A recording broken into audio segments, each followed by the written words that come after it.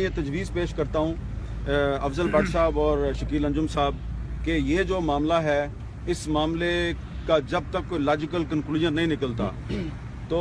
آپ ایک coordination committee بنا دیں صرف اس معاملے پہ، اور وہ کوارڈینیشن کمیٹی جو ہے وہ حکومت کے جو مختلف ادارے ہیں اور آپس میں ایک دوسرے کے ساتھ وہ اس کا فالو اپ کریں، اور جو شکیل انجم صاحب نے بات کی یہ نہ ہو کہ جس طرح اعزاز سید کا معاملہ ہم ایک دن پروٹیسٹ کر کے ہم نے بھلا دیا، تو اس معاملے کو بھلانا نہیں ہے، اس لیے کہ معاملہ اگر آپ پہ حملہ ہو، مجھ پہ حملہ ہو، مطیع جان پہ حملہ ہو تو ٹھیک ہے، ہم لوگوں کے پہ ورک لوڈ اتنا زیادہ ہوتا ہے کہ ہم اپنے کام کے پریشر میں اپنے دکھ اپنی تکلیفیں بھول جاتے ہیں، لیکن یہ حملہ آپ کے اور ہمارے بچوں پہ ہے، تو جو دشمن آپ کے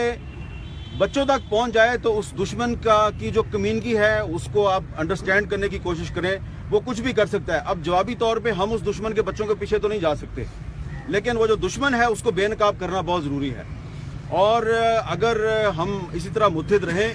تو دشمن جو ہے اس کو ضرور ہم بے نقاب کریں گے، اور اس سے ڈرنے کی ضرورت نہیں ہے، یہ کمینے لوگ ہیں،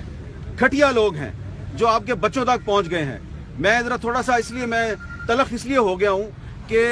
اگر آپ نے اس معاملے کو ابھی نظر انداز کر دیا تو کل کو یہ آپ میں سے کسی اور کے بچوں کے ساتھ بھی ہوگا، اور یہ کیوں ہو رہا ہے اس پہ غور کرنے کی ضرورت ہے۔ یہ اس لیے ہو رہا ہے کہ ان کا یہ خیال ہے کہ آپ آپس میں تقسیم ہے، آپ آپس میں بٹے ہوئے ہیں، آپ ایک دوسرے پہ الزامات لگاتے ہیں، آپ ایک دوسرے کے خلاف پروپیگنڈا کرتے ہیں، آپ ایک دوسرے کو برداشت نہیں کرتے، پھر آپ کو لڑانے کے لیے بھی بہت سے لوگ غیر محسوس طریقے سے آپ کو استعمال کرنے کی کوشش کرتے ہیں۔ تو میں یہ نہیں کہہ رہا کہ آپ اپنے اختلافات ختم کر دیں، مجھے پتا ہے کہ آپ کے اختلافات ختم نہیں ہوں گے، لیکن جس طرح کئی 100 سال ہو گئے ہیں، ہزاروں سال ہو گئے ہیں، تو جو شیعہ سنی اختلافات ہم ختم نہیں کر سکتے، لیکن محرم کے مہینے میں ہم کوشش کرتے ہیں کہ رواداری کا مظاہرہ کریں، ایک دوسرے کو برداشت کریں، اور وہ بھی مسلمان اور ہم بھی مسلمان۔ تو بھائی یہ آپ کے جو اختلافات ہیں یہ آپ کے اختلافات ختم نہ ہوں، لیکن وہ بھی صحافی اور آپ بھی صحافی، تو جو صحافیوں کے جو مشترکہ مسائل ہیں ان پر آپ کو اکٹھا ہونے کی ضرورت ہے۔ اگر آپ اکٹھے نہیں ہوں گے یہ آپ کو اکیلا کر کے ماریں گے، جس طرح یہ سیاستدانوں کو اکیلا کر کے مار رہے ہیں، کس طریقے سے مار رہے ہیں آپ کے سامنے ہے۔ تو یہ آپ جو نواز شریف کا انجام ہے نا اس سے سبق سیکھیں، نواز شریف کے انجام سے سبق سیکھیں کہ جب 2014 میں اس پہ مشکل وقت آیا تو تمام بڑی جو جمہوری قوتیں ہیں وہ اس کے پیچھے کھڑی ہو گئیں، جب اس کا کام نکل گیا تو اس نے سب کو ابینڈن کر دیا، اور پھر اب اس کے ساتھ جو ہو رہا ہے وہ آپ دیکھیں۔ تو اس لیے آپ جو صحافی ہیں آپ کو اکٹھے ہونے کی ضرورت ہے، یہ اب آپ کو ایک موقع مل گیا، اب آپ کو دشمن نے اکٹھا کر دیا ہے، تو اب آپ کو کم از کم کچھ جو ایک مشترکہ معاملات ہیں اس پہ اکٹھا رہنے کی ضرورت ہے، اور اس کو آپ اس معاملے کو جب تک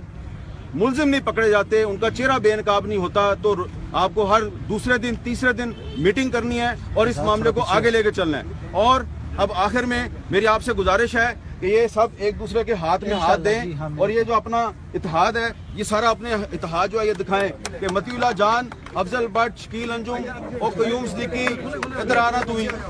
یہ آپ سارے جو ہیں اکٹھے ہیں، اور یہ دیکھیں، یہ دیکھ لیں دشمن دیکھ لیں کہ ہم سب نے ایک دوسرے کے ہاتھ میں ہاتھ دیا ہوا ہے، ہم متحد ہیں،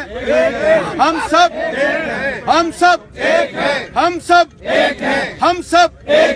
دشمن تیرے تے 100 دفعہ لعنت۔